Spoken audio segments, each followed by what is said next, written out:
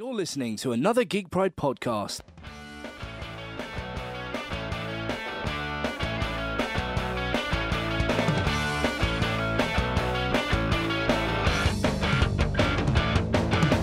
Evening, everybody. Matt Geary for Geek Pride here for another Geek Pride cast and a very special Game of Thrones finale podcast. So, spoiler alert, if you haven't watched the new finale or if you haven't watched any Game of Thrones, then get lost, get out of here, because we are just going to pure talk about Game of Thrones finale today and predictions about the next season and stuff that's happened in the season as it goes. So if you haven't watched it, then get out of here, because we're going to be talking about this shiz right here.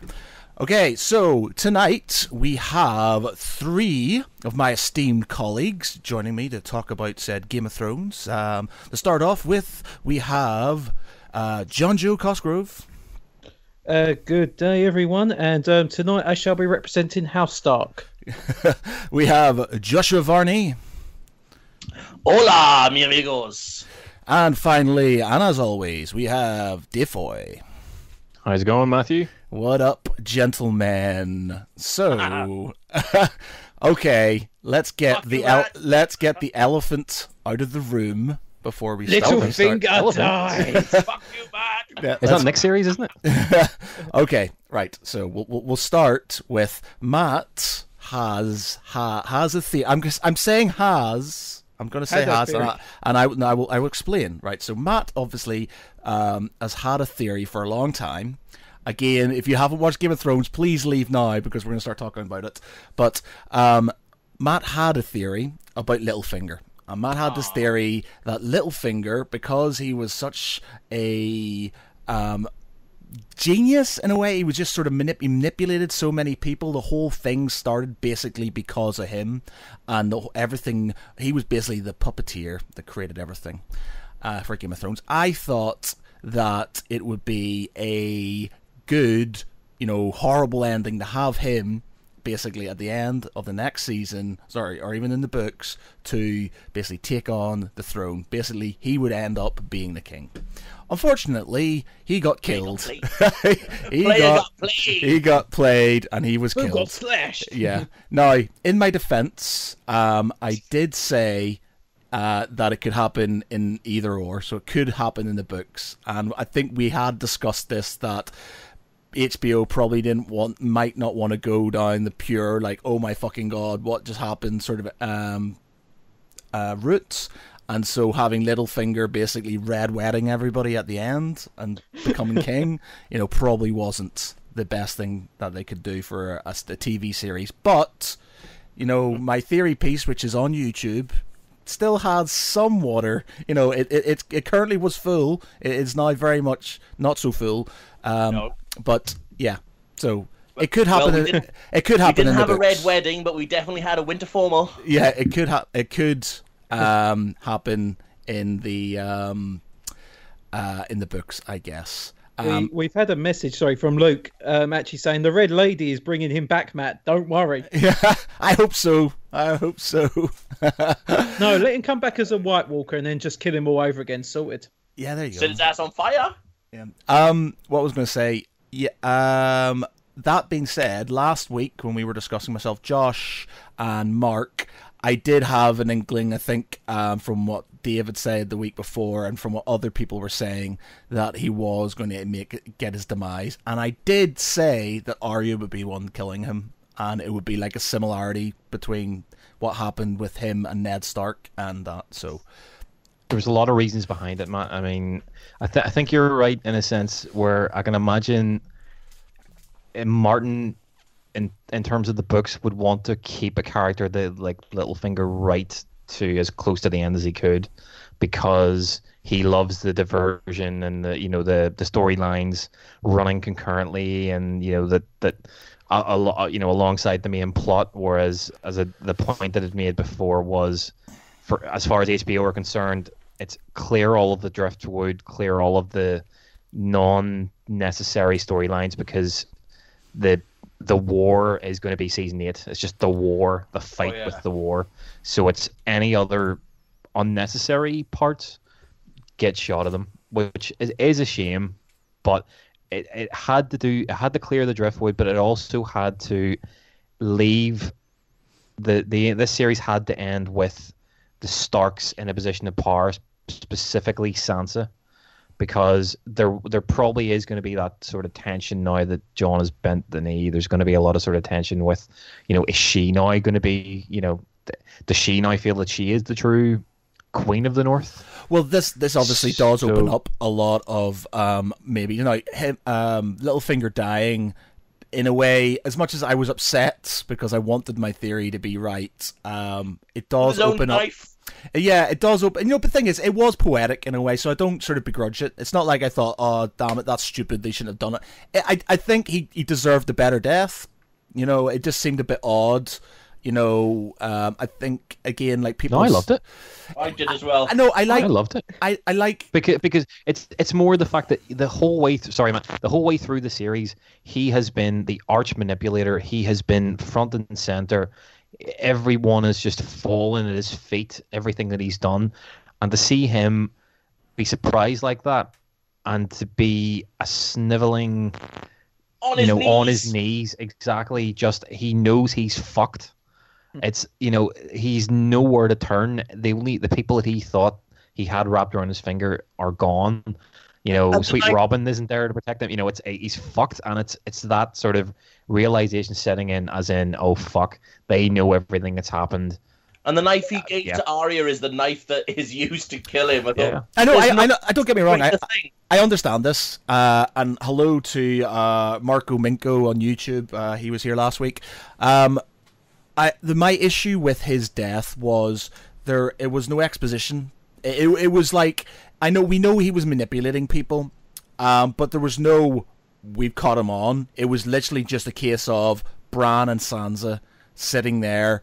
And obviously Bran's kind of going, I know everything, and he's a cunt, and he did this, that, and the other. And she's gone, oh, right, okay, he's dead. And there was no sort of, I think he deserved to be caught, or it to have shown him being sort of unwind instead of just sort of like, yeah, fuck you, we're gonna kill you now. It just, I think it was a good way. As in the way it was poetic. Like I said, it sort of mirrored the whole Ned Stark thing, and it was his own night. Wouldn't even protect him. Say it again. His own men wouldn't even protect him. Yes, I know. That's besides the point. I'm not making that point. I'm making saying that, as in that point, him dying. Fine. That was quite poetic. That was nice. The point is that it was literally a case of the weeks before. Nobody really had an idea. Arya was just acting weird. It obviously was, it was likely she was playing the game of faces, and was trying to figure out if somebody was lying or not. But there was no sort of explanation towards it. And Sansa was believing everything he said, and it seemed that way. And then suddenly it's just like, yeah, you haven't got it. And I appreciate they wanted to throw in like this curveball, like we have to have somebody killed ASAP. And it just seemed that way. It just seemed like, we need to kill somebody really random now. Let's roll a dice. Oh, and Peter Baelish gets it. There you go. Okay, let's kill him. I think there has been a little bit of a. I mean, this whole thing about wrapping up the series in 7 episodes instead of 10, it has worked out for the most part. But I think there is elements that have felt a bit rushed. And yeah, I think as much as that was probably my highlight, seeing Peter Baelish get killed off, I think that they could have given maybe a couple of minutes just to maybe set up in the previous episode, maybe make it a little bit more like, it's going to come up. Yeah, exactly. Yeah, that was it, and I think he deserved more. He's always been a background character, but not if you get what I mean. He's a main character, but he's not. He's always in the shadows, and I think for everything that he has manipulated throughout, I think he deserved more of a sort of like a setup, basically, not just we need to kill the guy. We need to kill the guy, and you're dead. So, all right, we've got some conversations going on in the chat at the minute. Marco Minko says it took a creepy boy who touching trees, seeing visions, keeps saying that I'm the bird with 3 eyes to put him down. That's how Littlefinger was. Lol. But yeah, it should have even said. It even should have shown him. Marco. It should have said. It should have seen Bran basically going, I'm the 3-eyed raven, and Littlefinger did this, or something like this, and it just, you can sit there and tell a story about how Jon Snow's actually called Aegon, which we'll get on to later, but you can't sit there and kind of go, yeah, so Littlefinger's manipulated this entire thing. Such a pivotal character within the series was literally just randomly killed, and as much as the death was a good death, like, I'm not saying it was sort of, it was poetic, like I said, it mirrored things. He deserved more of a sort of story to get to that point, I thought. I think there was a lot in this episode. When you got to the whole Peter Baelish bit, you do start getting everything thrown back from previous series. So they go, yeah, you betrayed our father. You basically said this. You betrayed our mother, even though you said you loved her. You betrayed Sansa, even though you said you loved her. And it does come to show that he did, even though he was probably thinking, oh, I want this power, each point he was digging himself that hole. And each time, him thinking he's one step ahead of everyone, there was that point where you do go, actually, no, he was leaving himself open. But like we've all said, just giving that little bit more time just to get to that build-up before that final scene would have made the payoff, I think, that little bit better. It would have made you go, yeah, actually, I feel happy. I mean, I still feel happy he has been killed, but it would have made you think, okay, this is a more deserved death. Yeah, and I think that's one of the issues they've had with this season. It does seem slightly rushed. As much as it's good and it is cool, it does seem super rushed. Like, they're just kind of gone, well, we need to get this over and done with ASAP. Also, on a random note, have you heard that the next series might not be till 2019? Fuck off! Yeah. What? 2019? Yeah. No, There's no, rumors John, that it's not going to come out till 2019. I hope that's bullshit. I really hope that's bullshit. No way. Apparently, the episodes are going to be a minimum of 80 to 85 minutes long. So Yeah. it's like, why not just split them up and have 10 fucking episodes? It's ridiculous. We've got Ross Keegan, a friend of mine and Dave's on Facebook here. He's got a few on there. He says, I'm 40 minutes in. I'm making a cup of tea. You are on mute because I'm not daft-like. And highlights so far, me. And then he's got a picture. Come on, let's see the highlight. It's a picture of Euron saying "Wild card, bitches." Yeah. So I think that's the whole thing about him saying he's leaving, and what he's actually doing is going to go and pick up an army for Cersei. Let's face it, Cersei was never going to actually stick to her word, because even when she, told Jaime what her actual plans were, I just remember screaming at the TV, "You lying bitch!" But there's a lot of there's going to be a lot of questions thrown in about how this is going to pan out in the next series. And I'm kind of hoping the book comes out to sort of kind of shed a bit of light on what's going on, because it usually... Well, if it doesn't come out to 2019, it probably will come out. Yeah, well, that's it. Well, that's it. If it comes out in 2019, I think you're going to get it's going to be one of those things, is that if it's coming out in 2019, it better be a full fucking series, and it better be movie-long sort of episodes and stuff. I don't think it will be. I mean, the way they've purposely moved everything and scheduled everything, because I mean, to be honest, with me living in Belfast, we know whenever they're filming, so everything is scheduled, everything's being built at the moment, and it's ready to start filming at the end of September, so everything's ready to go. Now, whether or not, because whether or not it does take a year and a half, I can't see a major TV show take a year and a half to film. I reckon it will be late next year. I don't think it'll be a year and a half, but probably September next year. I can imagine probably the August, September time. So it gives them like a full year essentially now. I think they'll be under pressure from HBO. HBO know the Game of Thrones is their money. It's money, and I think for them to postpone Game of Thrones for a year, the final series, they'll take a major fucking hit out of that.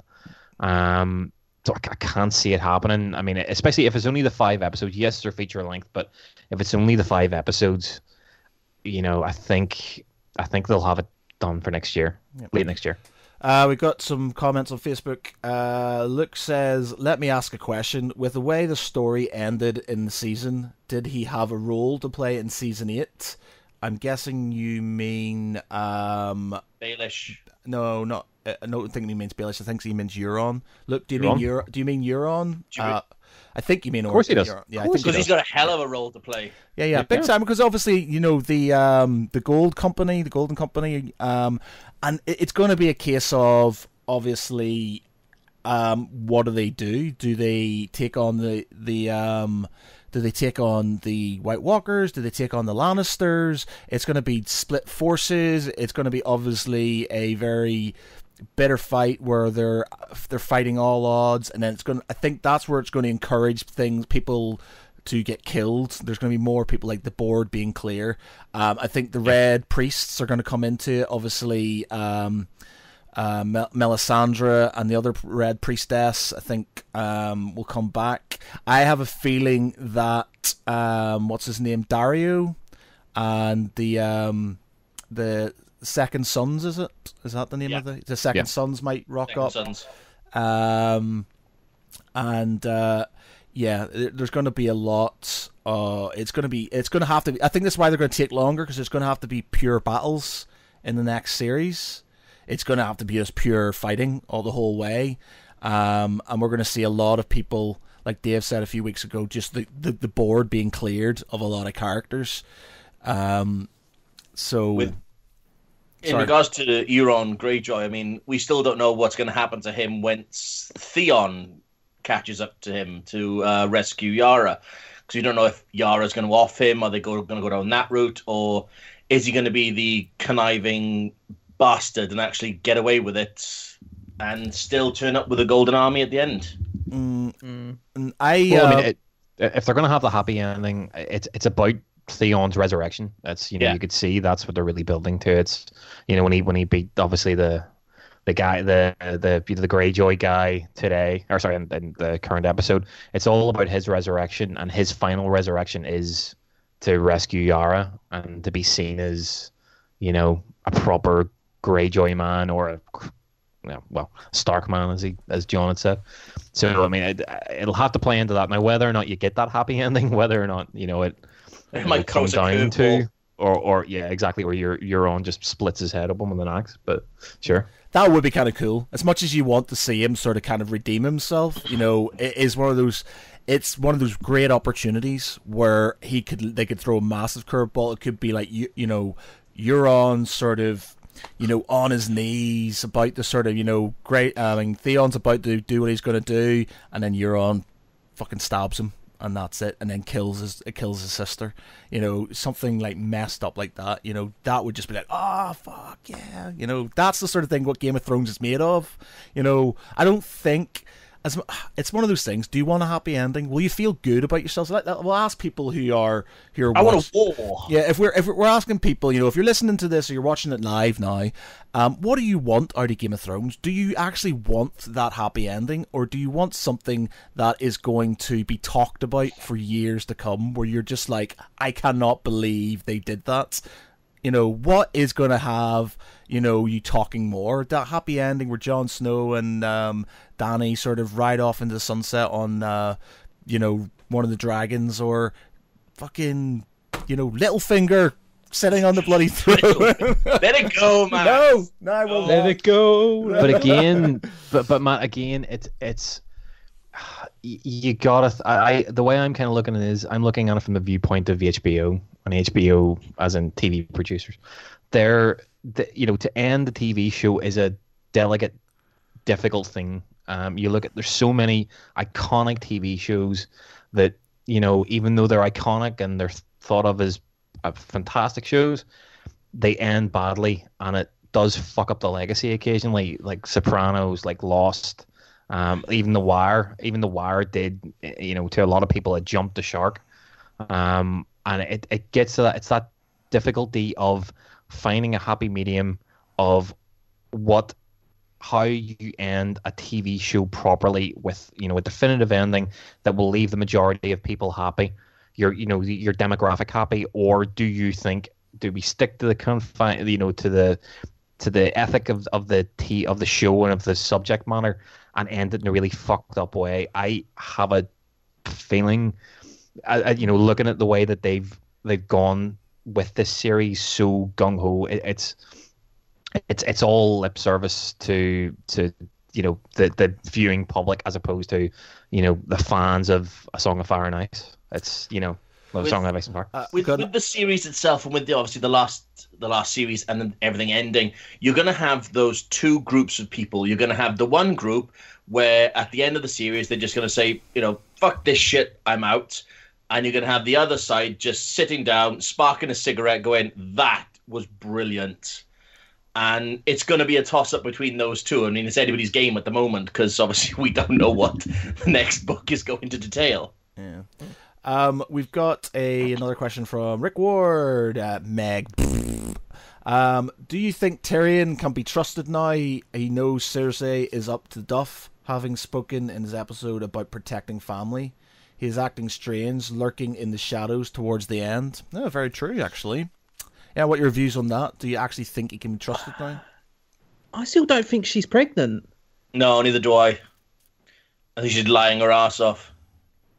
I don't know, because there seems to be a lot of sort of... It just seems a bit weird for her to say that. She's very into her whole family thing, and, she wouldn't kill Jaime because, that he's the father, and... Can I just say, did anyone else actually think that Jaime was going to get killed? Because I honestly thought that one split second, I was like, oh God, here it goes. The axe is going to come down. And then all of a sudden he's walking off. And I thought, oh God, just chase after him, Mountain. Come on, just give us a good death scene. It's like, no. Just carry on. No. I think Jaime will die, but he'll die in an honourable way to redeem his sort of past. I think it's like it's, and even in the books, he's like after he kills Cersei. Yeah, I think I think that's a good call. I think it is a very good chance that he'll do something similar, and he is going to go north and he's going to fight the White Walkers with Jon, and he's going to basically, because they basically implied that the Lannisters were not at fault for the war. They've been basically tarnished with this whole thing. They were the reason for the rebellion, and they were the reason for everything that happened. They're not, and I think if he comes up north, he fights the White Walkers, he obviously redeems himself. But then obviously there's that issue with the fact that he pushed Bran out the window. And if he goes up north and Bran's sitting there kind of going, I'm all motherfucking three-eyed raven and shit, and you threw me out a window, motherfucker, I'm going to warg into you and walk you off a cliff or something, it's just going to... I think Brienne is going to be his saving factor because, the way they talk, the way they spoke at the Dragon Pit, you can see there's that relationship between the two as really good friends. I think she's going to be the saving factor of Jaime's soul, let's say. Yeah, I just don't... And... I think I was just... Go on. I think it's just that, to be honest, I'm not sure if Bran really gives a shit. He just doesn't seem like he cares. He just sort of like, he is all about sort of... He's turned into Neil from The Young Ones, for Christ's sake. Yes. Oh, don't give a shit. Man. It's like, I'm a three-eyed fucking raven. I don't know, like, Bran still sort of does my nut in. I actually laughed out loud at the whole sort of, whenever Sam turned up and it was, who is it? It's like, I'm the three-eyed raven. I know everything. I know the past, the future. I see everything.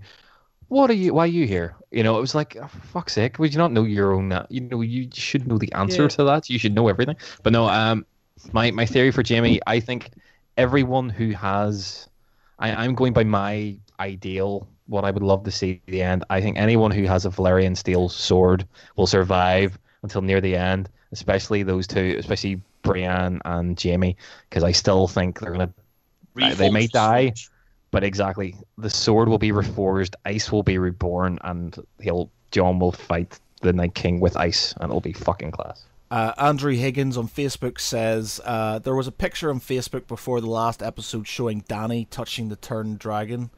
Do you think she can still control it, being the mother of dragons? I don't think so, to be honest. I just don't think they've got any... I think when they're walkers, they are literally just, they're gone. They're gone. They're completely gone. I just don't see it. The point on that, obviously, there's two... when it comes to sort of like the books and the series, when obviously the wall fell, the dragon sort of destroyed the wall and it fell, and obviously we had the ice dragon. I think in the books, that's going to happen, but it's going to happen differently. It's going to happen using the Horn of Winter, which the Night King will have, and the ice dragon won't come from one of Dany's dragons. The ice dragon will come from within the wall, and that's how it'll fall. That's sort of there, but yeah, I don't think she's going to be able to bring that mofo back. I think that dragon is very much I feel I feel there's going to be a moment when you basically have dragon against dragon. I reckon Daenerys will be on the ground or something, and you got the dragon, the ice dragon there looking at her. It could kill her, but it doesn't. It won't turn completely good again. It won't obviously go on her side again, but I think it will refuse to kill her and it will fly off. I don't know, to be honest. I just don't know if they have that much sort of... It seems that all of the dead, unless they... Basically, if you're a White Walker, I think you've got some sort of kind of cognitive sort of understanding, because you are just... you're either a human who's been turned... and a certain stock. Yeah, so you've got sort of cognitive sort of ability. Whereas if you are dead and you've been you haven't had dragon glass stuck into your chest, then you're basically just mindless vessel for the Night King to sort of command. I don't think there's any sort of... And we still don't know what plan Euron Greyjoy's got for the Horn of Summer yet. Yeah, well, that's the thing, is that if he goes to Elos, is it Elos where the Golden Company are? Does he bring that back with him? And then obviously there's a chance that Cersei may have a dragon. So basically you'll have the Night King with an ice dragon. You'll have Cersei with a turned dragon using the Horn of Summer, and then you'll have obviously Drogon. But then there's the whole thing about Jon. Will he ride Rhaegar or not? And it also brings up the whole thing about, obviously, if he is, Bran's all talking about, let's tell him about him being actually the heir to the throne. I have a theory about this. Okay. There's I reckon it's going to be kind of kept secret from everyone, apart from obviously Sam knows it, Bran knows it, and I reckon they might tell maybe Sansa, but I reckon it'll come to the end of the series. You got Daenerys and you got Jon still alive, and they go, we should tell Jon about his true heritage, and they just go, no, we can't break this now. If they were to learn the truth, because basically, spoiler alert, aunt and nephew. Yeah, that does make sense. That could be a thing. It could Especially be a case of reflection from or it could be just a case of he may be a Targaryen, but he was brought up as a Stark, and I think that'll be his thing. He says, you know what, I might be a Targaryen, but I'm a Stark deep down, and I don't, because I think it's very much a case of he is his father's son, even though obviously Ned isn't his biological father. He is being brought up, and he's got all those moral compass. So him sort of suddenly kind of saying, right, you're the king now. He's not going to do that, because obviously he loves with Dany and stuff. So it may cause problems with some. See, this is what annoys me slightly, because they could push this series on more, because there's a lot of different storylines that could be pushed from this. Rebellions with other sort of houses and things like that. We still haven't seen the repercussions of Dawn yet. Well, there's loads that's been missed out, and it's. But then, like Dave said, you don't want to get to a point where you're just you're overdoing it, and there's loads of series that have done it. There's no point. You go overdo it, and then it just gets sort of boring. In books, it's good. You can carry on with books. Unfortunately, if Martin carries on, it will be about 100 years before we see any final book from that and stuff. So it is going to get to a point where he needs to end it all. Yeah, I think as you're right in terms of clearing the deck. I mean, you could tell whenever Ilaria Sand, it was just sort of right. That's bing, Dorne's done. Obviously then Highgarden, bang, done. The Tarleys when they were burnt, bang, done. Do you think that Sam will find out about those? And what do you think I think he will, but I would like to see. Tell him. Yeah, yeah. And Well, what his reaction be? What do you think he'll do? His father cast him out, so he could go either I know, way. but he's liked his brother though. He liked his brother. Yeah. Oh, To be honest, I don't know whether or not.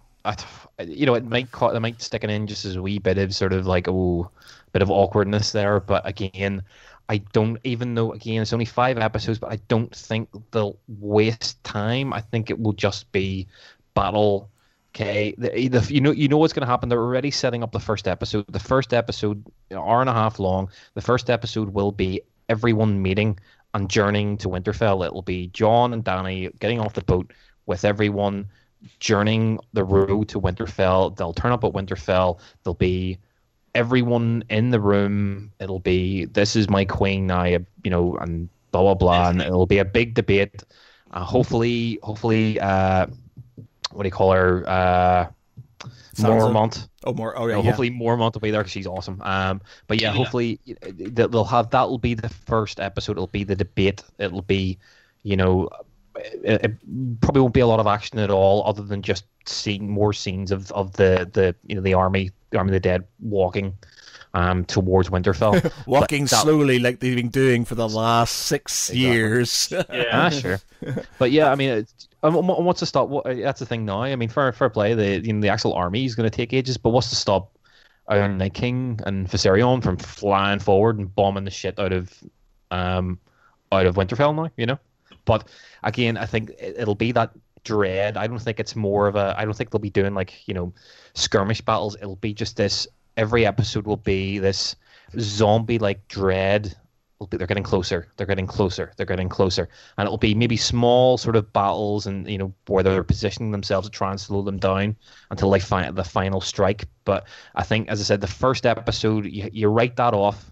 That's just going to be the discussion, and she is not our queen. Our queen is the queen in the north. Blah blah blah, and all that shit.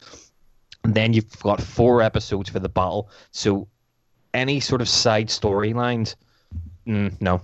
No, other than just stuff, other than big ones like Mountain and the Hound, Cersei and Jaime. Well, the thing is, you're going to have certain things. So we've got 5? There's going to be 5 episodes in the next 6. 5 or 6. Yeah, so we've got 6 episodes. That's not very long. You can think about it. If they're doing 1.5 hour long episodes each, still not a lot of time to tell the entire story, and you have to basically get.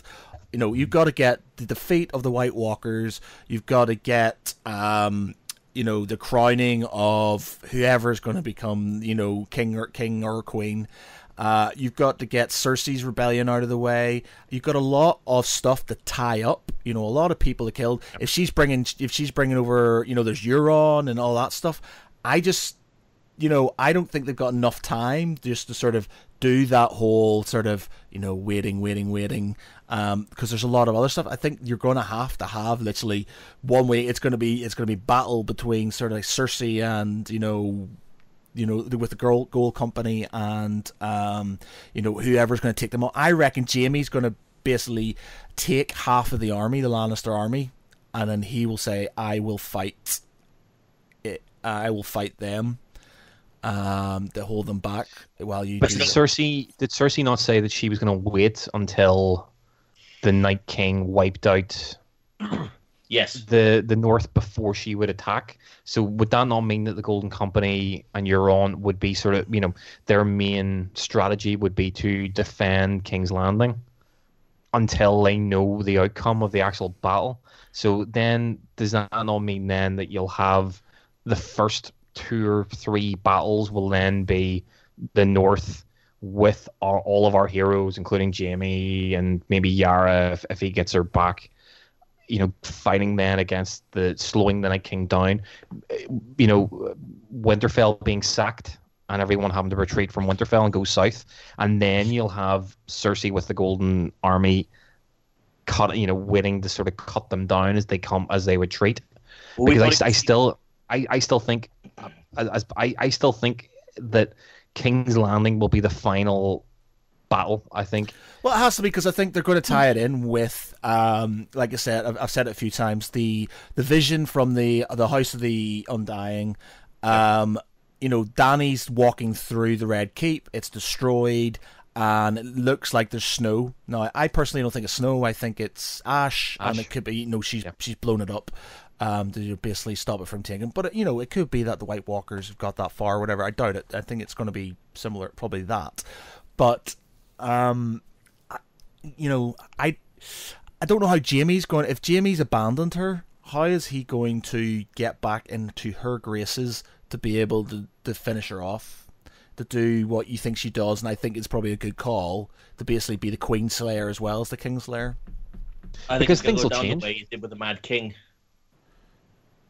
What, say that again? With the wildfire under the Red Keep. That, and the fact is, when Jaime killed the Mad King, it was to basically, with him screaming on the throne, burn them all, and then as he got up to turn around, it was a stab in the back. It could be that kind of scenario again with Cersei. I mean, I still think Wildfire's got a lot to play out. I know that, but he's abandoned her now, so he's basically saying, I'm going north now, and I'm going to help, and I'm not sure if he's going to raise an army against her, and basically, or he has to get back there to do that. No, you were saying about them sacking Winterfell, and they've got to retreat to King's Landing. And as soon as they get to King's Landing, and Jaime's like, "Look, they're coming." He's trying to tell Cersei they are coming this way. Look what's happened. And as soon as she, does her Cersei thing and basically tells him to fuck off and whatnot, that's when it kind of happens. But that would assume she's on their side. But things are going to change, Matt. I mean, that's the thing. Obviously, they still have to have Cersei there as a villain, no matter what. I mean, she is still the villain of the piece. I still think that things will change. People will die. Battles will happen. What's to stop the Golden Company from going to take, do like a pincer movement to take out the North armies and getting caught by the Night King? And then she realizes, oh fuck, my last hope, or what I had considered to be my sort of final defense, is now wiped out. Things will change, and I still think the realization that they are winning and they're coming, she might change her tune then, but I still think I think you're right. I think the wildfire will definitely play a part. A lot of what the show has done so far, it arcs back to previous storylines. So I think the whole wildfire, the final destruction of the Red Keep, if the worst comes to the worst, I still think that could be quite a good little storyline. Okay. So got some more comments here. Andrew Higgins again says on Facebook, do you think that we will find out if it's true that the rumours of Bran being the Ice King after he warged into the guy who had dragon glass put into his chest, because they do have identical pendant on the chain around the neck? Andrew, that is a Photoshop job, my friend. Unfortunately, I've seen the picture that's going around. There's a picture of the Ice King, sorry, the Night King, and there's a picture of Bran, and they've got the same pennant. Then one of Bran is photoshopped, because if you look at the actual photograph of him in front of the weirwood, he doesn't actually have the pennant on. So I don't think there's anything to do with him being the Night King at all. I don't think he is the same. He will be the same person. I think he will have something more to play within it. Maybe creating the White. He helped create them in some way, but I don't think he's the Night King. And other people. It'll be. You might see. You might see the history of the Night King, his reasoning behind. There might be something like that where he's able to, to work himself into, when obviously he was able. I take it, the guy who was stabbed by the Children of the Forest, that is the Night King. Yeah, that's what they're trying to say. Yeah, that's right. So that we're trying to say that's the Night King. But in terms of maybe he might want to see more of the history of the Night King, so that they could potentially use some sort of, anything that information that they could use against him. So you might see bits and pieces of that, because I don't really see what else Bran can be doing during the last series. It could be that guy is Brandon the Builder, the guy who built the wall. It could be the case that he has, because it's basically the Children of the Forest and the First Men help defeat the White Walkers. No, actually, no, because that no, ignore me, because they're not. No, I know, but the White Walkers were created to destroy the First Men. They were created. The Children of the Forest created the White Walkers to defeat the First Men, and then they turned against them, and then they had to help. They had to use the First Men to destroy the White Walkers.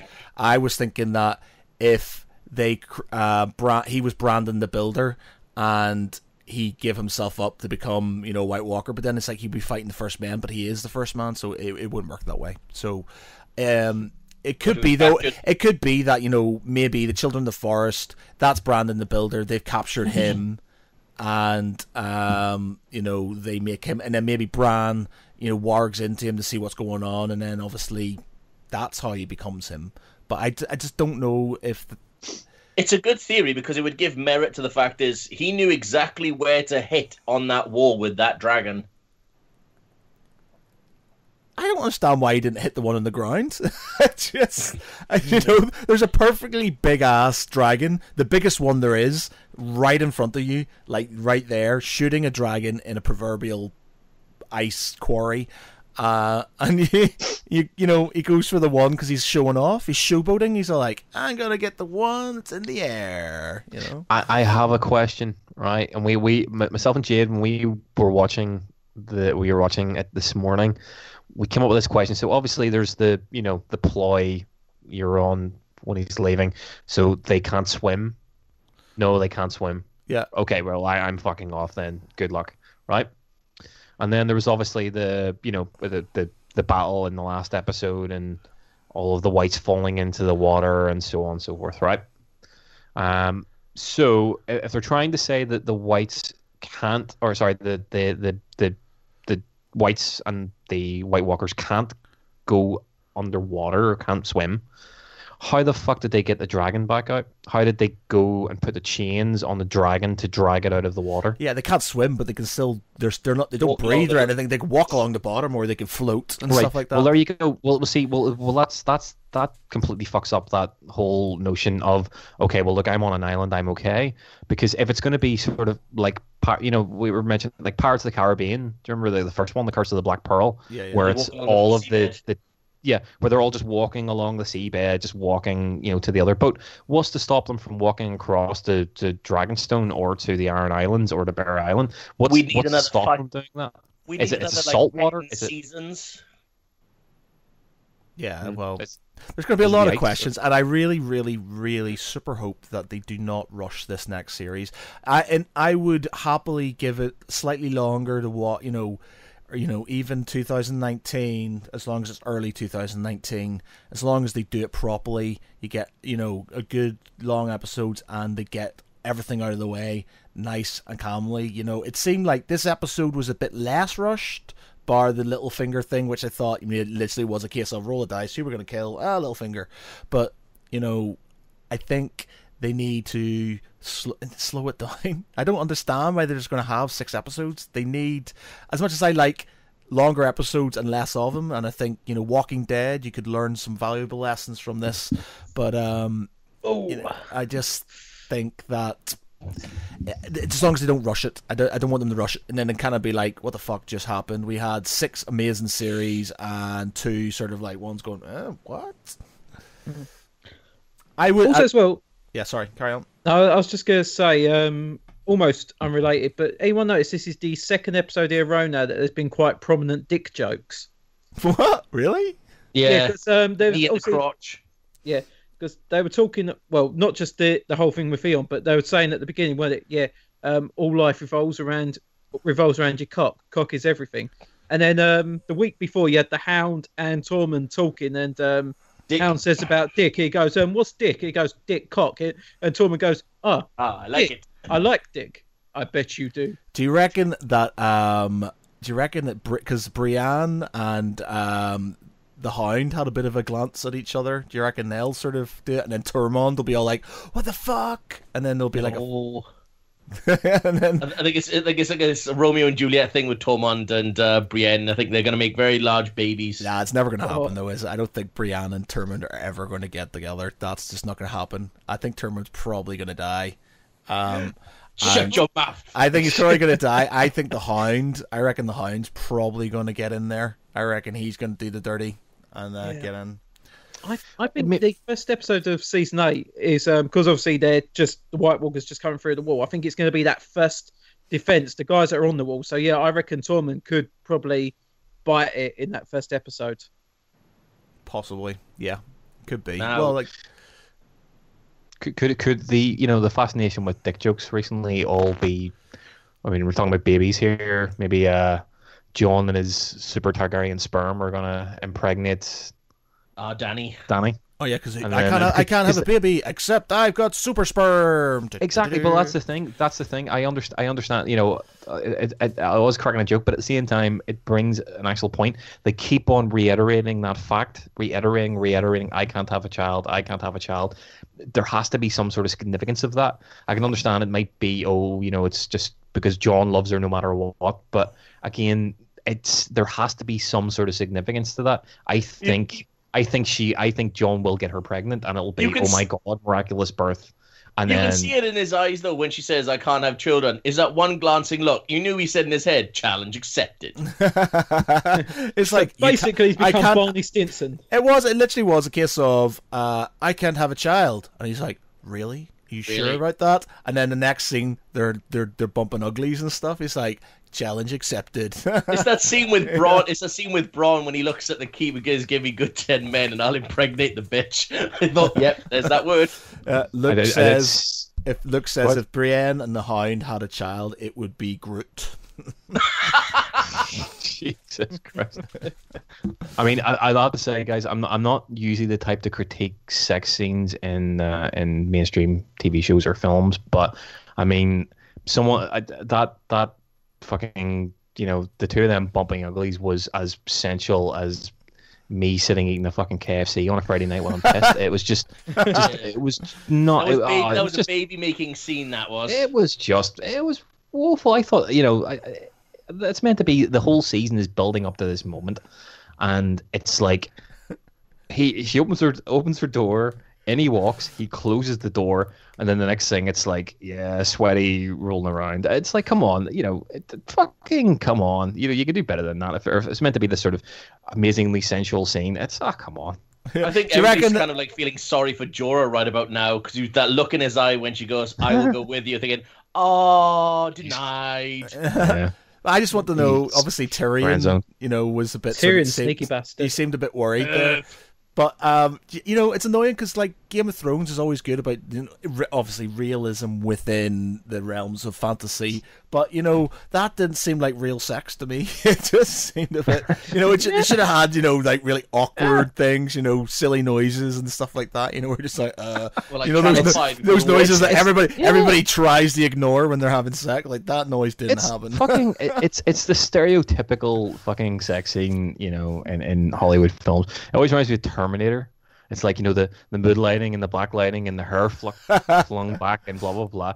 Come on, that's not. No one does that. No one does that. The typical sex scene in Game of Thrones. Yeah, if you look at Khal Drogo in the first season with Dany. Yeah. Typical. Facing the pillow, go like the clappers. It's like, it was brilliant because it's kind of like, how somebody thinks sex is going to be, how sex really is. It's just, it's that it. Yeah. Right, okay. Brilliant. All right. Okay, so other things. What do we have going on that we need to discuss then? We've talked Lyanna Mormont. I really want to see what's going to happen on Bear Island. I think she's just not. I just don't think we're going to get very much more of them. I think we may get a bit of oh my god, he's a Targaryen, he's not a Stark, Sansa sort of thing going on. But I don't think we're going to get a lot more. You might get one more episode with Lyanna Mormont in it. Maybe fighting the White Walkers and stuff. But There'll be an introduction between her and Jorah. I think that would be an interesting reintroduction in terms of I completely sullied the house. Is he the father then? No. Of Lyanna. Yeah. No, he would be her uncle. Oh, okay. Or was it be her cousin? Yes, the uncle. It'd be the uncle because it was obviously Mormont the commander, Lord Commander. He was the brother of the original king. So yeah, it'd be Jorah would be her uncle, but obviously she's the lady of the house now. Whether it'll be that sort of thing where again, Aloy serving Dany, it'll be I want to, redeem myself in the face of my house. So you might get a scene with her there, but I think she'll just be sort of cannon fodder for the Night King. I think a lot of them, probably the Knights of the Vale, will be the same, and Glover and so on. They'll all just probably get wiped out. Yeah. I think a part of me sort of worried that they're going to have this whole, we're going to redeem all the houses, so we're going to have like Jaime, redeem himself, and House Lannister, the Vale's going to be sort of I don't know, maybe Robin will get killed and somebody will take over. You'll have the Greyjoys being led by what's her name? Yara. Yara, yeah. And then they'll probably legitimize Gendry, so the Baratheon house will be represented. Sam will probably end up taking over the Tarly house. I think they'll do that. They'll probably try to bring all of the houses under one banner, and you'll probably see a lot of that. But it'll be a quick sort of like, okay, Gendry, you're legitimized. You're no longer a bastard. You now are the head of House Baratheon. Pick up your hammer and let's go. And it'll be stuff like that. Do you reckon they'll have a Battle of the Trident, but with Gendry versus like one of the White Walkers or something like that? Awesome. So it will literally be, they'll have a parallel between obviously his father and sort of, or something like that, Yeah. Rick Ward says, how do you reckon they will stonehorn the Clegane Bowl into the final series? I was thinking it might be a champion versus champion thing, like trial by combat, but it'd be really awkward if says we'll be really awkward to fit that in such a short series.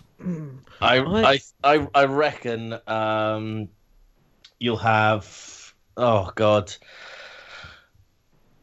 it'll be a quick fight. I reckon they're not going to drag it out. It's going to be those two mano a mano, and the Hound's just going to do one swing decapitation, and then that'll be it.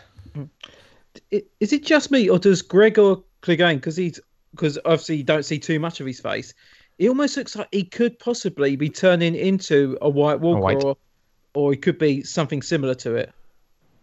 Yeah, well, I liked the scene with oh god, I can never remember his name. The Grey Master, the Meister, or the new Hand. What do you call him? Qyburn. Qyburn, sorry. Yeah. Qyburn. Yeah, the whole, with everything that's going on, he's just obsessed with the Hand, just looking at it in terms of, oh shit, what can I do with this? So whether or not he starts experimenting in terms of trying to resurrect troops to fight for Cersei, and it all goes wrong, you don't know. I mean, how he's been able to resurrect the Mountain? Could he do it with other soldiers?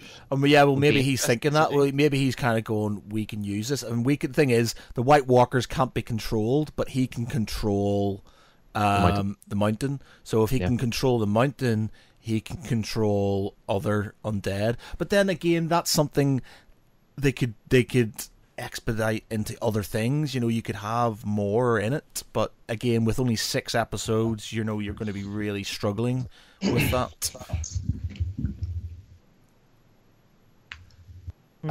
Luke says he didn't die. He just kept him alive. He did die. I'm pretty sure he died. I think he was on the edge of death. He was basically like 99% dead, but they kind of managed to find some way of keeping him going. But this is why I'm thinking maybe he is kind of like partial White Walker, but it's not He's not being programmed to actually there's a difference. go out. See, there's a difference between there's a misunderstanding. And White Walkers are the guys who lead the Whites. The Whites are the mindless zombies. The White Walkers are the ones that ride the horses and have the spears and stuff like that. Yeah.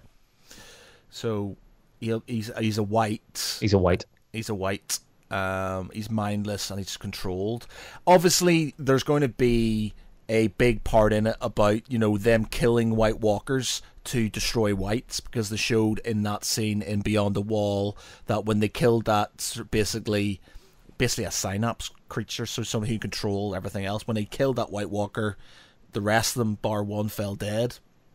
So there's going to be a big play in that. It's going to be, we can't kill them, kill the White Walkers, and then they find out it's going to be like an Independence Day thing. Let's get it out to everybody else. You got to kill the White Walkers, and then some guy's going to fly in a fucking, F-16 and F-22 even. Will Smith. Yeah. Will Smith's going to come in, No, what's his name? Your man Quaid. He's going to go, hiya, fellas. Remember me? I'm back. And crash Randy Quaid, and crash into the Night King, This is the mashup I didn't think I needed, but I definitely want it. Yeah. So Uncle Benjamin will be flying in a dragon. Yeah, do you reckon he'll come back? Because I'm not sure. You can't really kill what's already dead. And they're not using if he's already sort of, I suppose. Yeah, they don't have any sort of, dragon glass, and don't have any Valerian steel or anything. So maybe he's not dead. So maybe I don't know. So we'll see if he's still around or not. I just think I originally thought that he would be another Hordor. I think him, and I think I can imagine Hordor and Benjen coming back as whites. Do you think we'll get a white zombie Hodor? Yes. Oh, don't. And he'll confront Bran. Yeah. And it'll be, Bran will maybe have to, and it'll be I having to protect Bran from him. It is going to happen. Like, I think, looking at the polar bear, and they can resurrect anything, and I just think the last time you saw him was him being torn apart by the whites when he was holding the door. So yeah, I think he'll be resurrected. And I thought Benjen would be the same in terms of, and then Jon will have to face the man who was basically the surrogate father to him. I suppose it's more in the books in a sense, but the man that he looked up to most. And it'll be again Bran and Hodor. I think it would just be again poetic. Rick Ward says, "Let's be honest, Benjen had time to get on the horse." Yeah, there's lots of that. Jon Snow had plenty of time to get onto the dragon, but decided he wanted to score some extra points. He wanted to go for a kill streak, and didn't, and then basically had another dragon killed. It's all his fault. Luke Williams says, "I think the Red Lady has a big part to play, and the Lord of Light does. Are they behind the Blade of Fire?" Well, the blade, obviously Thoros of Myr had a flaming sword, and Dondarrion has... What happened to it? What happened to it? But did anyone take it? To Thoros's? I don't know, actually. Yeah. I don't know, actually. Did they just get... I don't think it's actually specifically the sword. It's their their magic that they can use. But, yeah, obviously Dondarrion's going to have a place to play on this whole thing, but it's going to be interesting to see who they actually, because everybody thinks Jon Snow's going to be Azor Ahai, and it could actually, there's a theory that it's actually Davos, but Davos, yeah, just I can't remember exactly the reasons behind it. It was actually quite good.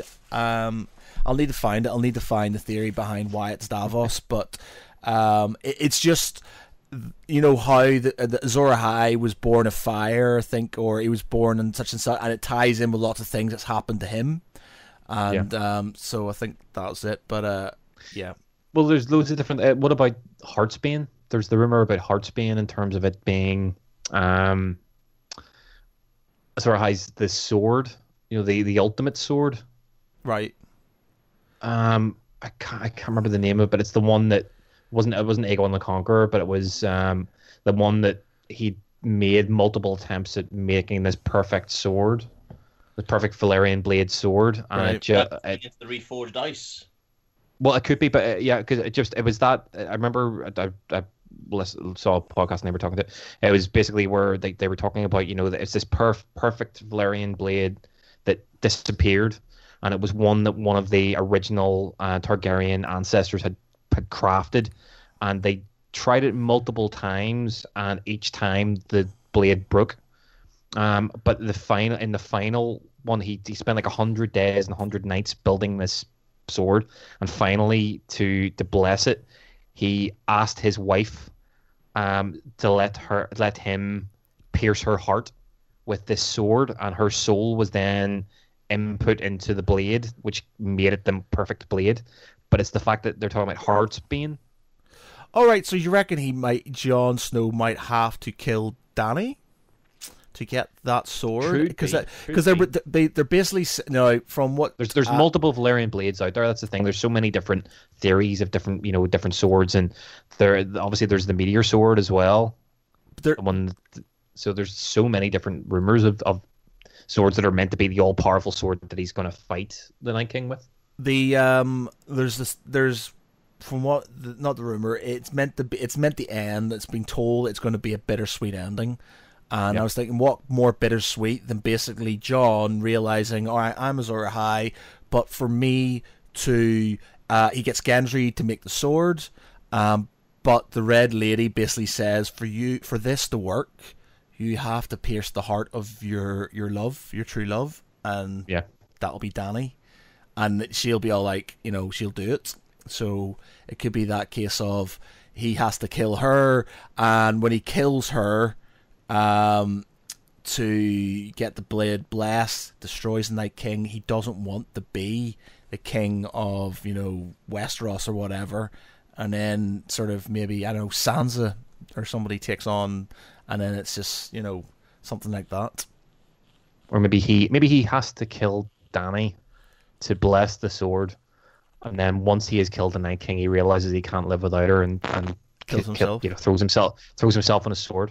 Yeah. And that's the downbeat ending. Yeah. That could work. It's not quite Littlefinger, red weddinging everybody and shit, but it's close. I'd go for that. Rick Ward says a little out there, but the Red Lady can bring back folk from the dead. Would that mean the effects of the White Walkers could potentially be reversed? Somebody of the dragon could be reclaimed. I don't know. A lot of them are, In terms of bringing people back, what damage do they have?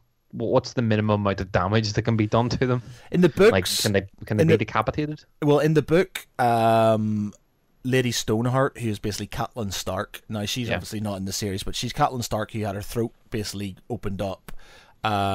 She's brought back by Thoros of Myr. No, I think Dondarrion actually gives his. He's not in. I think he gives his life. He gives his last life to resurrect her. Yeah. And she comes about, and she's basically got her throat sort of being cut open and stuff like that. So, But I mean, it's not like if someone's decapitated, they're not going to bring Ned back. Yeah, it's like, we'll find his head, get that skull, bring him back. Yeah, that would be cool. Awesome. Sean Bean's like, bastards, I've got nobody. Bastards. Okay. Okay. Knowing what we know, then, what are predictions then for? I know we've put predictions before, not last week, but the week before. What are our predictions for the end of the end of the series completely now? So, Jonjo, what do you think? Okay, I'm going to still go similar to what I was saying. So I believe that the end of the series will be you have Dany and Jon. They will have the throne together, still unaware of the relationship actually between them, because Jon Snow's still going to be thinking that he's the bastard son of Ned. I reckon there'll be a scene when you've got Sam going up to him, and he'll either be stopped by Tyrion or he'll be stopped by Bran, who basically says to him, no, don't do this. And I reckon if it's Bran will then show Sam a vision, go, look, this is what will happen if you reveal the truth. and it'll probably be like, you know, White Walker 2.0 or something like that. Something cataclysmic will happen, and then it'll be basically that thing. Everything looks happy, everything looks all good, and then I reckon Varys will be at the end. He'll be there thinking, I've just heard what can happen now, and he'll be thinking, do I now destroy the kingdom for my own liking? Because I still think there's something about Varys that's very untrusting. There's something that he's going to want to do, and my understanding is like Lannister house is gone, all that side's gone, so everyone thinking, oh, you know, everything's at peace. But Varys, I think, could still be that one person that goes, I can still cause chaos, and then that's it. Game of Thrones finishes. Okay, Joshua. At the moment, I still think it's anybody's game. Literally, it is anybody's game at the moment. But I still have to go with Jonjo's prediction. It's going to be Dany and Jon sitting on the throne. Okay, Dave. Right. I think the first thing that's going to happen is Jon is going to get Dany pregnant, and that will be the prince that is promised. Ah, yes, good. Yep. Okay. But Jon and Dany are going to die by the end, and Sansa will be on the throne as the queen, along with the prince. Like, you know, or maybe the prince will be on the throne, but she'll be there as his sort of as his hand, as his hand. Okay, right. You know, or with Arya. I just think there'll have to be, you know, again, there'll be loads of deaths, very poetic, as in just, yeah, I think the two of them will both die. I think, as I said, Jaime will kill Cersei, which could be one of the last things that happens in the book. Or sorry, one of the things that happens in the series. But yeah, I think a lot of people are going to die. And yeah, I think it'll end with this new prince, the prince is promised, and that'll be it. But there'll be a twist. There'll be a twist, and there'll be some, you know. Meanwhile, up in the north, another Night King just magically reappears, or something like that. There'll be some weird twist in. Okay. Obviously, I can't do my theory though. The books, I'm still holding that one for the books, but I think I'll have to go along with Dave's partially. I reckon that Tyrion might be kept as hand. I reckon he'll be stuck around. Even part of me kind of thinks he could even end up on the throne, in a roundabout way. But I reckon Sansa will be made Warden of the North. North, yeah. Yeah, Jaime or Tyrion will be made Warden of the East. You know, obviously Illyria Sand, having been sort of taken out of jail and stuff, will be Warden of the South. And well, what about Sam or even Gendry? Because I mean, I suppose this would the Stormlands not be classed as the South? Stormlands just below it. Stormlands are they not slightly north of King's Landing? No, they're below. They're below King's Landing. They're just on the side. It's like Dorne, and then you've got the Stormlands just on the right hand side, just before you get to King's Landing. Do you have a map up there? I got a map of Westeros. I do. Okay, you've got a map of Westeros then. Where is it? One here. Oh, I've just knocked everything over. Yep, you've got. Where are we? So west is Highgarden, so we don't know who's going to take over Highgarden, basically. Yeah, because you've got the Stormland. The Stormlands are just below King's Landing. Because you've got Dorne and you've got Dornish Marches. Yeah. So the Stormlands. So probably Gendry then. Okay, yeah, Gendry will be, you know, the south. I'm not sure he'd take over the west. Sam. Tarleys were the Tarleys. The Tarleys are aligned. They were always aligned with the. Oh yes, they were actually, because they're bannermen of the Reach. Yeah. So yeah, okay, that makes sense. So that ties it all in. That makes it all sort of happy clappy, maybe with a bit of bittersweet sort of thing towards the end. Because Jon and Dany are dead. Yeah, that could be the bittersweet thing. Jon and Dany are dead. Though, as much as that works, I just want something different. I just kind of want something sort of a bit more. I want Sansa to kind of go, you know what? I was playing all happy clappy, but I'm a fucking bitch, and I'm just gonna, you know, I want this shit myself. Because what about the twist that Tyrion might not actually be a Lannister? that he was a Targaryen. Well, the thing is, in the books, it's not. There's it's nothing like that. See, this is another thing that's annoying because in the books, there's a guy called Aegon Targaryen, Little Griff, who's invaded Westeros. As the end of the books, the end of Dance of Dragons, a guy called Little Griff, who's also known as Aegon Targaryen, is the elder brother. He invades Westeros with his army, and Varys takes his side. Varys kills what's the brother of Tywin called? Kevin Lannister, and he takes his side in the war, not Dany's. So there's another Aegon flying around in the books, which is sort of kind of gonna confuse things ever so slightly. It's completely off tangent, guys, but Matt, have you seen the videos that are on YouTube, the animated videos of the history of Westeros? Yeah, well, those are the ones that are narrated by like. So you've got like I think the first series it was Viserys and Bran, and then you've got like Jorah and Davos and all do some of the later series. They're absolutely beautiful. They're so well done. Are they? Because are they ones?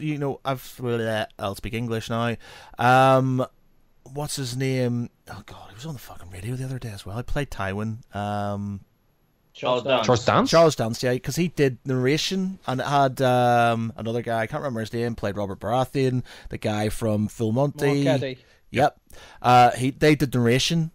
Mark Addy, yeah, they did narration for their parts within. If you type in history of Westeros, there's narrated sort of stories behind the rebellion and things, and it's got Charles Dance and Mark Addy and stuff narrating their parts in it, which they're quite good. But I haven't seen the animated ones. No. They're fantastic. I mean, it is just those it's the narrated versions, but someone has taken the time to animate them, and they're just phenomenal. The first one basically just tells the whole history of the Children of the Forest and the men coming from Essos and so on, the first men coming from Essos. It's fantastically done. I haven't actually finished them as yet, but I imagine there's probably bits and pieces in there that could be useful. Yeah. Well, yeah, true. They'll have but then you've got obviously your prequel series that's going to come out, so they'll probably heavily rely on stuff like that. If he'll write the books about it. It's saying that he has kind of written some of the books about it, because he's written what's the Duncan and Egg series, isn't it? Which are is it called the Duncan and Egg ones? It's basically Duncan Egg, yeah. So basically Duncan and Aegon. I think Aegon's a squire or something in it. I haven't read them, so I don't know. But yeah. Do you think it'll be that the prequel series will be the rebellion, or do you think they'll go back to the invasion, the White Walkers? They will go back quite a lot. I can't see doing it because obviously they've done the flashbacks in the show going back to Robert's Rebellion. I can't think they'll do a series on that. It'll go back about 100 years, maybe to Duncan Egg even. Why not just tell the story of the Targaryens I would actually just the Dance of Dragons, just tell the story of the Targaryen family of Aegon coming over and taking over, and then the history of the Targaryen, the infighting of the family, have it right up a couple of series lead up then to Robert's, and then have it end in Robert's Rebellion. The issue is that would be amazing. The amount of money HBO are very conscious about the amount of money it costs to do all the CGI. One of the reasons they cut down the series is because the CGI, and they said especially like even animating the dire wolves, they said was fucking a nightmare. It cost so much money just for a little bit of animation.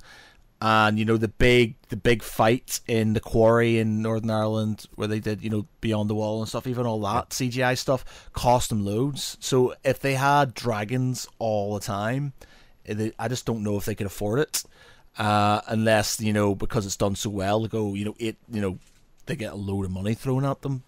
So I reckon they might go for a period of time where there is less magic and it's more sort of stabby intrigue, so I think the Rebellion would be a period of time where they could do that. But then with that, are you not gonna have massive battles? You are, but it's not going to be as sort of. You can get extras and stuff, and the way they obviously do it, in the last sort of 6 seasons and stuff, they didn't show, and he does it, to be in his defense, he does it in the books as well. He doesn't describe battles very often. He just literally goes, such and such battle happened, such and such is dead, and then he starts describing a piece of bread or something like that, really like in depth. Takes about 4 pages doing it. And in the series as well, they kind of like, the battle of what's the one where Rob beat Jamie, I can't remember the name of the battle, but no, they didn't show it. They just sort of showed the aftermath, so they might do a lot of that. So it might be all down to the intrigue and the behind the scenes, and they'll leave a lot of the battles. They'll obviously, to keep, they'll have 1 episode, maybe 2, where they spaff a lot of money and have a big battle part or something like that. But in general, I think they'll keep it like they have, all about the sort of the wranglings between it. So obviously they'll have, Ned Stark's brother and his brother and his dad going down to King's Landing to get Ileana back, and you'll get the jousting where Rhaegar sort of gives the wreath to her instead of your woman Martell. His wife. Yeah, his wife. That was his wife from. Yeah. And so, Ellie Martell. Yeah. A lot. Is it a lot? Ellie? Fucking shit. Ellie Martell. It is Eddie Martell. Yeah. So he you keeps must on remember that screaming it. line. You must remember the line. What's it? Yeah. I am the brother of Eddie Martell. You raped her. You murdered her. You killed her children. Do you know what sort of reminds me of? In Princess Bride, I am Enrico Montoya. You killed my father. Prepare to die. Hello. Why did I think that as well? Brilliant. I love Princess Bride. It's amazing. Right, guys. We have been banging on for about an hour and 15, so we're going to have to sort of call it soonish, especially as Matt has some packing to do for Crete tomorrow. So Good luck, man. If I can just make one crude joke to end the Game of Thrones talk, a friend of mine just tweeted there. It's like, my God, Game of Thrones has officially jumped the shark, or rather, has it pumped the ant? And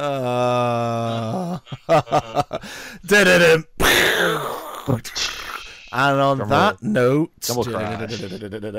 Okay. Well, what we'll do is we'll leave it there on that horrendous. Though I have, I saw another really bad joke. I think Mike Orvis put it online. It's shocking. Like, why did the chicken cross the road?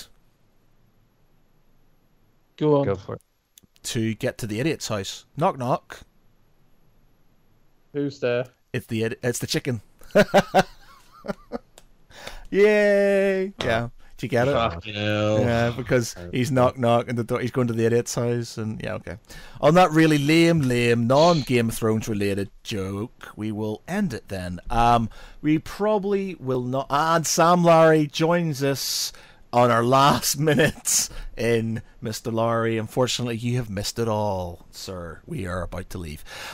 So we are not probably going to be around for 2 weeks, simply because Matt is away on holiday. Is it a little bit worrying that Matt's talking in the third person? Yes.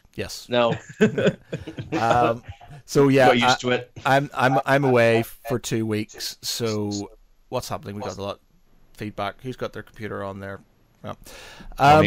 Yeah. So I'm away for 2 weeks. I'm in Crete. I will still try and get, because we've got our giveaway for the stompers and stuff. Even if I have to send it to like Josh or somebody to give out and stuff, but we've got to give that. That ends in a couple of days, Josh, doesn't it? 3 days. In 3 days that ends. So hopefully I will have some sort of internet access to do that, but otherwise I will give it to somebody else. But yeah, in a couple of weeks we'll hopefully be back, unless somebody wants to take over when I'm away. But you'll help our packages when you're away, won't you? Yeah, probably. But yeah, thank you very much, everybody, for joining us. I will leave it as the Skype thing goes. We'll end with Jonjo, Josh, and then Dave in our goodbyes. But thanks very much, everybody, for joining us. Thanks to everybody who has joined us for a conversation on YouTube and on Facebook. No Twitch ones yet, so we got to get some more people on Twitch. But hopefully we'll get some more views when we get back in a couple of weeks. Until then, I have been Matt Geary. I have been Jonjo. I'll see you Game of Thrones fans in 12 months or so. Josh King of Geeks. Catch you later. And I've been David Foy. R.I.P. Toby Hooper, you beautiful Texas Chainsaw Massacring legend. That's right, Dave. He did. He died recently, didn't he? He died today. Bummer. That's something. What else a legend. That's yeah. my next article again. All right. Well, that's all I seem to be doing at the moment. We can talk about that. Yeah. Okay. All right, guys. Thank you very much, and good evening.